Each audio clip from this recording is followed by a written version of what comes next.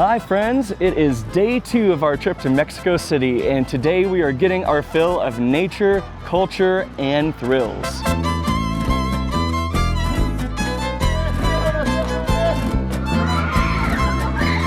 We are here at Aztlán Feria de Chapultepec, which is inside Mexico City's largest park, Bosque Park. Yeah, it really feels like Mexico City's largest park too, because it took us about 35-40 minutes to find our way over here.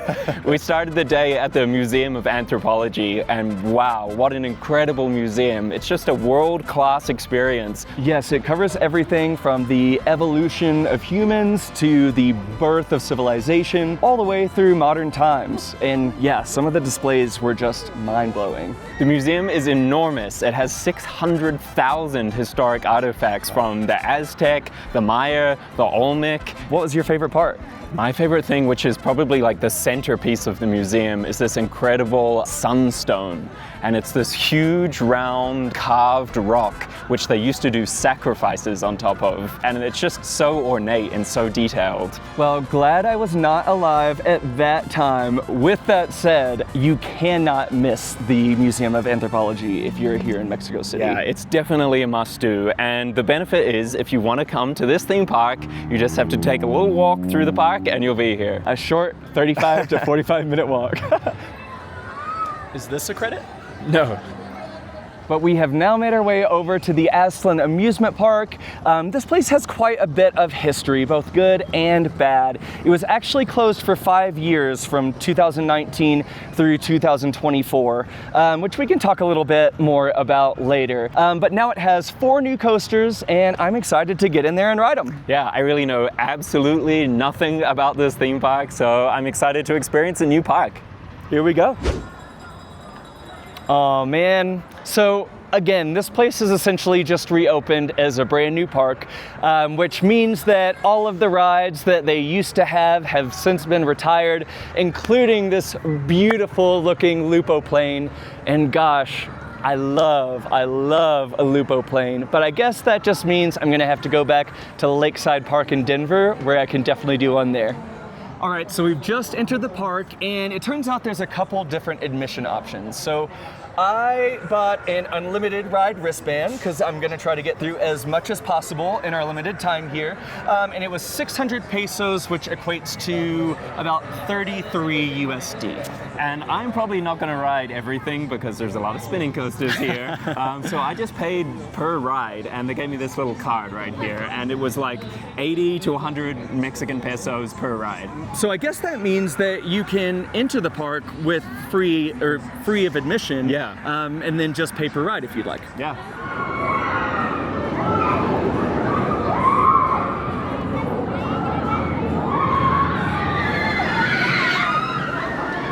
So Serpentikah is a Vekoma suspended family coaster, but it's not the most common model that you see. This one was actually relocated from a park in China that never finished construction. So I guess that Aztlán Park picked it up on the cheap last year, but it looks really fantastic. Whenever we're at Dollywood, I always have a great time riding Dragon Flyer, but this one looks like it is a little bit larger. Is that right, Daniel? It is. This one is bigger. Dragon Flyer is a Vekoma suspended family coaster model 453, and this is a model 550. So I hope all you coaster nerds really enjoy that fun fact. That one is just for you enthusiasts.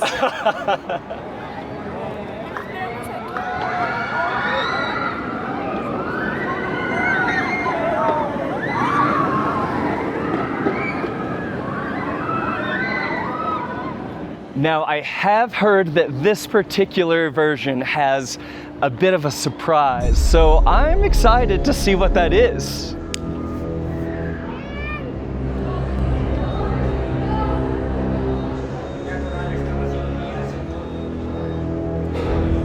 Done a pretty nice job with the theming, making it look like an ancient temple or something like that. And having come from the Museum of Anthropology, I can tell you all very authentic. Expert.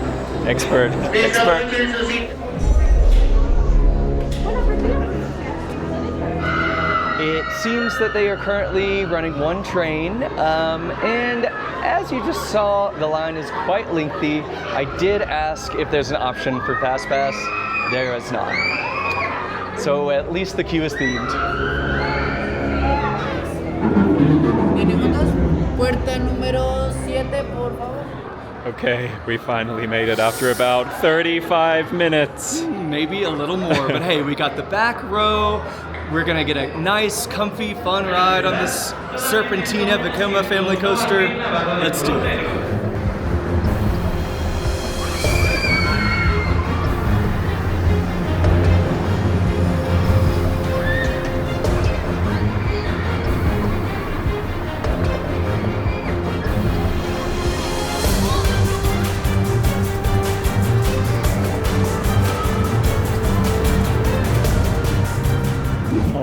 We just got off of Serpentikah. What do you think? Well, let me start by saying a dark ride section on a roller coaster is a huge win in my books. I think that's really, really fun. But I will say, you know, it could do with a little more going on in that dark section. Like, it's cool, but it has so much more potential. Going back to what I said earlier about this being a relocated ride, you know, I don't think that the park probably originally intended to open a coaster with a dark ride section, but obviously that piece of track already existed, so they had to do something with it. Yeah. So considering the circumstances, I think, you know, it's not mind-blowing, but a fun little addition to the start of the ride. Yeah, and as for the ride itself, in my head I had Dragon Flyer, and then when we crested that the hill and went over, I was like, oh, this is not Dragon Flyer, this is something much more thrilling. Yeah, I absolutely agree. I was expecting a slightly larger version of Dragon Flyer,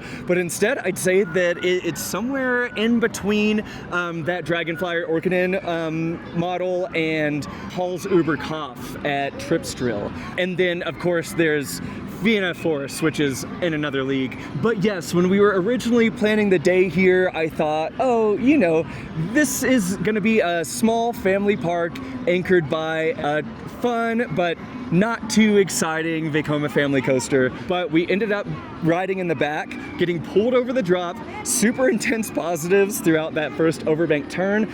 Then you go into a section of some fun whips back and forth, and then over an S-bend hump with a nice pop of airtime. And honestly, the rest of the ride was a blur because I was just thinking, whoa, this is way more fun than I was expecting. What a really great anchor coaster for this park to start off with.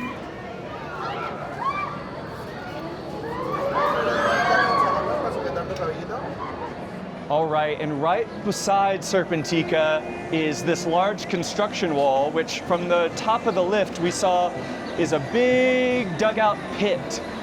So fingers crossed there is a fun addition coming to the park soon. Wait a second. That looks like might be the box for the Flying Theater, right? And is that Dr. Simi? Wow, a Dr. Simi hosted Flying Theater? Hell yeah. Well, unfortunately not hell yeah, because we've got like 45 minutes left at this park, so we might have to skip the Flying Theater, unfortunately. Lots of reasons to come back. It looks like there is a second entrance to the park back here with some retail shopping, some fast service food, and then you can see where we just came from with Serpentikah and the drop tower back there and the big expansion pad right here. All right, now we are walking up the stairs to the second level of the park. Looks like we've got a nice collection of kids rides up here.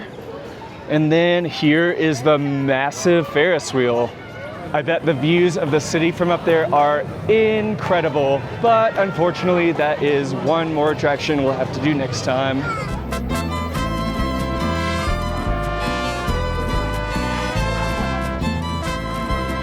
Well, Kieran is not as much of a credit as I am, so I'm gonna be going to do this on my own.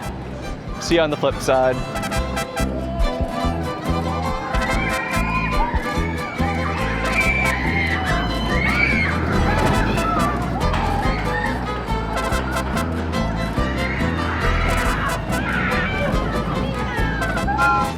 Okay, so this family coaster, Mocha, is an SBF Visa race coaster, which the only other ones of these that I've done before were at two of the Gulliver's Worlds in the UK, where there was no one other than children in the entire park. So at least there were some adults on the train with me this time, and I feel a little bit less shame. One thing I've noticed about this theme park is that there's not a lot of theming in general. Like a lot of the restaurants and shops and things are all third party, so it kind of feels like you're in a mall some of the time, but the attractions themselves are really nicely themed. Okay, so it actually feels pretty special to be sitting in this train right now, because many years ago when I was a budding roller coaster enthusiast, and most of the information that I got about roller coasters was on the Travel Channel, this coaster, the wooden Mobius looping Montaña Rusa, was featured in USA's Ultimate Roller Coasters. And ever since then, I always wanted to get here to ride it. Unfortunately, when the park closed in 2019 after an incident, this coaster was taken down with it. So I will not actually ever get to ride Montaña Rusa, but I'm happy to be sitting in it anyway.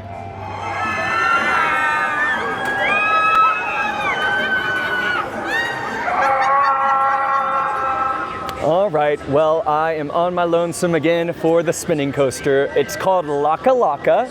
It is produced by Fabry, but it looks just like the Zamperla and Revertron models. Those are always a good time. I'll let you know how it is.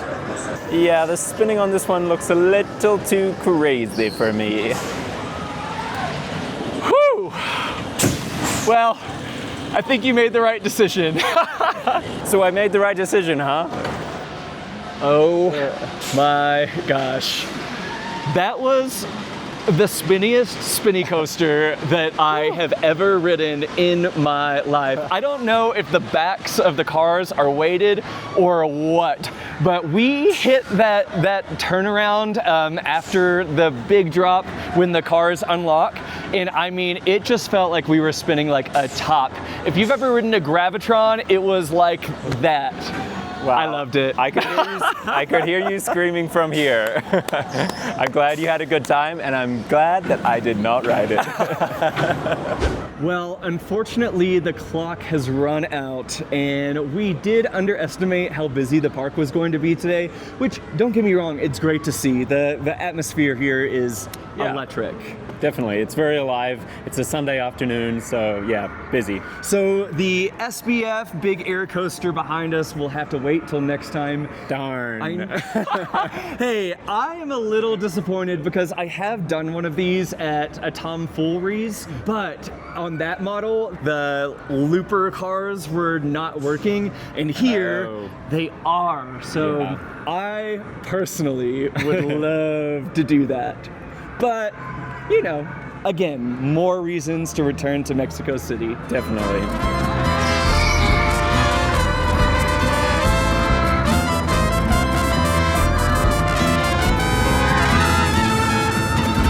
So that's going to do it for us here today, but final thoughts, Daniel, what did you think?